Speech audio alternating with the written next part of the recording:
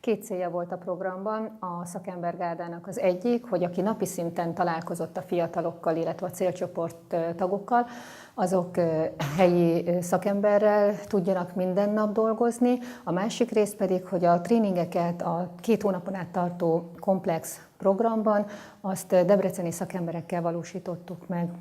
Mind a 2 csoport, tehát a 41 főt a szakembereink megismerték, megszerették.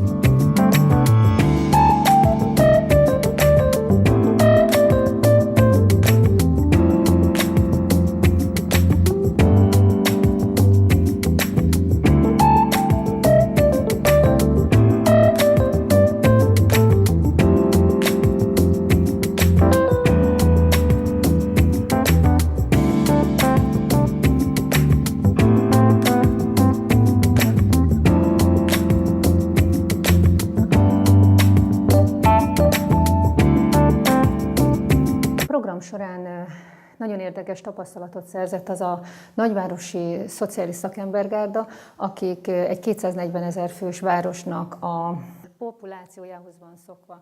Nagyon kedves emberek, falusias környezetben történő tréningezése, illetve fejlesztése teljesen más légkört teremtett, épp ezért minden szakember nagyon szívesen utazott ki Poroszlóra, annak ellenére, hogy azért ez egy több mint 70 kilométeres táv napi szinten, hogy megtartsák ezeket a tréningeket.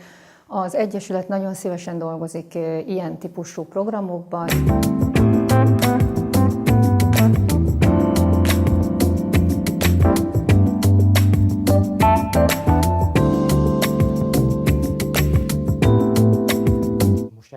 A központban dolgozom, brigádvezető vagyok, 8 ember kezem alatt van. Azok előtt nem voltam ilyen bátor, bármilyen munkavégzést végeztem, nem voltam kreatív, nem volt önbizalmam. Így a programot megismertem, ezáltal kreatívabb lettem, erősebb az önbizalmam, bátrabb vagyok, és szeretném a jövőbe tovább tanulni.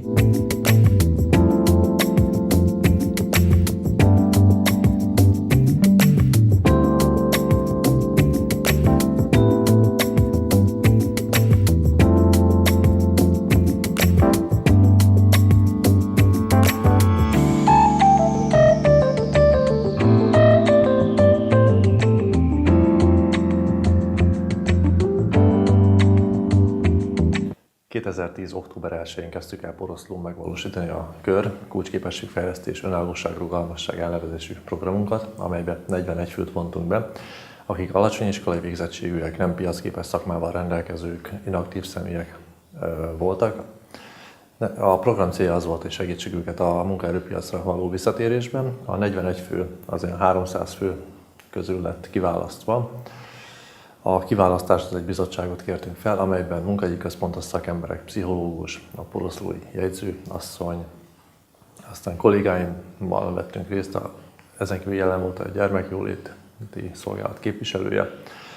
70 fő volt, akit meghallgattunk a felvételi tesztek megírása után személyesen, és ebből választottunk ki 45 főt. A 41 főhöz tartalékba 4 főt választottunk még ki, és így kezdtük el a KÖR program megvalósítását.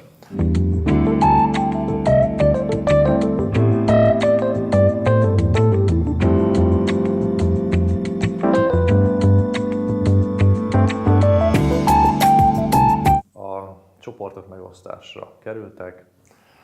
Az egyik fele ECDL vizsgára felkészítést tett, mely az ECDL bizonyítvány megszerzésével végződött.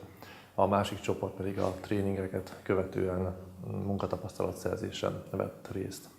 A célcsoport az elég széles körből tevődött össze, Abátszalók, Kunhegyes, Tiszafüred, Tiszanána, Sarud. Voltak azok a települések, amelyről jártak be a célcsoporttagok, a poroszlói célcsoporttagokon kívül. A 6 hónapos képzést, illetve munkatapasztalatszerzést követően, még 6 hónap utánkövetésben részesültek a célcsoporttagok, ami azt jelentette, hogy kollégáim segítettek a munkahely keresésében, a állásinterjúra, felkészülésben, állásinterjúra, megjelenésben elkísérték őket, illetve az állás megtartásában is segítséget nyújtottak.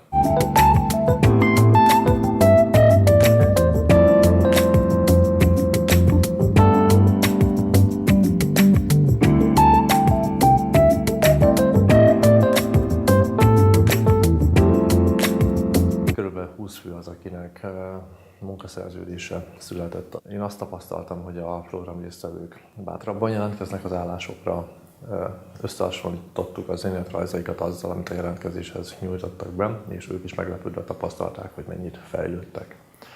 És még egy pozitív dolog, hogy már nem csak helyben, azon a településen keresnek állást, ahol élnek, hanem már vidéken is próbálnak, ami korábban a programba való bekerülésük előtt elképzelhetetlen lett volna számukra.